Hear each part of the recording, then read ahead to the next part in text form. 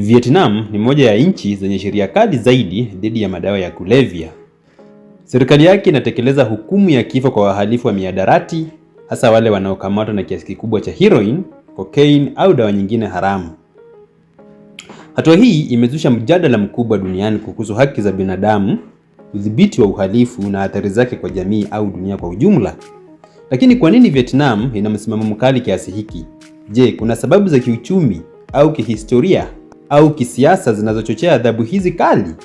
Ungana nami katika uchambuzi huu tuangazie mambo mbalimbali yanayochangia hukumu ya kifo kwa wahusika wa mihadarati Vietnam na athari zake kwa jamii na dunia kwa ujumla. Jina langu ni Michael Juma. Ili tupate picha na kuelewa vizuri kwa nini Vietnam inachukua hatua hizi kali, lazima tuzingatie historia ya madawa ya kulevya nchini Vietnam. Vietnam ina historia ndefu ya madawa ya kulevya ambayo yana mizizi